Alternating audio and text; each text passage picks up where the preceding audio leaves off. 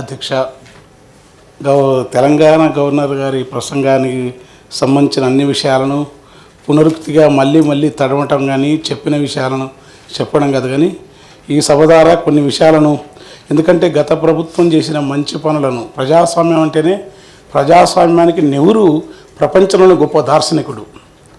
Congress party అయినా జైపాల్ రెడ్డి గారు ప్రజాస్వామ్యంలో అంత గొప్ప మేధావి వ్యక్తిత్వం పార్లమెంటరీలను. ఇక్కడ కూడా అసెంబ్లీలో కూడా మన అలాంటి వాతావరణం ఉండేది. ప్రభుత్వం గవర్నర్ కొత్త ప్రభుత్వం వచ్చినప్పుడు ఆ ప్రభుత్వం తరపున రాసిచ్చే ఉపన్యాసాలు కానీ, మాట్లాడుతున్నప్పుడు కానీ గత ప్రభుత్వంలోని మంచి పనులను మాట వరుసకైనా తడమని ఒక పద్ధతి అవుతుందో అది ఏ రకంగా ప్రజాస్వామ్య సాంప్రదాయం కాదది. ఎందుకంటే కొనసాగింపంతా రైతు భరోసా, రైతు బంధు బదులు రైతు భరోసా, కళ్యాణ లక్ష్యం, ఇంకా అది పథకాలు అన్నట్లే ఉన్నాయి.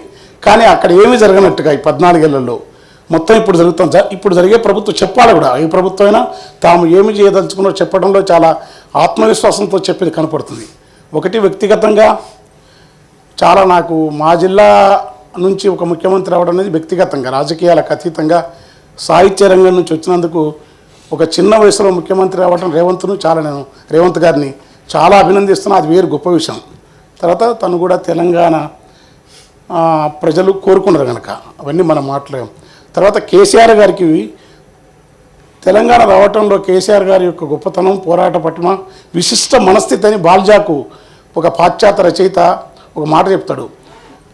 అమరవీరుల త్యాగాలు, ప్రజలు, సమాజంలో ఉన్న అలజడులే కాకుండా నాయకత్వంలో ఉన్న విశిష్ట మనుషుల యొక్క, విశిష్ట నేతల యొక్క మనస్థితి సమాజాన్ని ప్రభావితం చేస్తున్నాయి.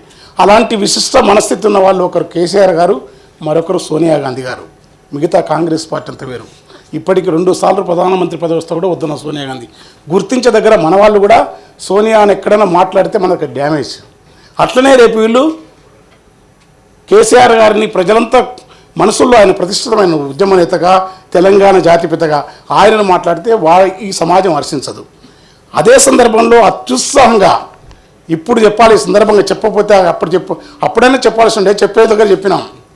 ఈ సందర్భం మధ్య అన్యాపది అంటే వేరే పోక అది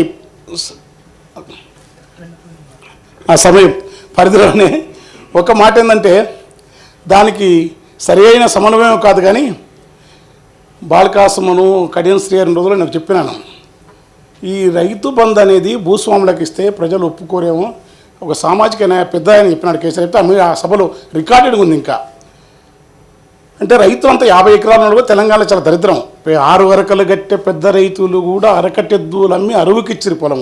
పేడ ఎరువు లేక భూమి సారం పోయి తేమగలిగిన, నేను రాసిన తేమగలిగిన ఇలా గోడాడింది అని చెప్పి సీమ కంపలు నిజంగా అట్లాంటి పరిస్థితి ఉన్నది.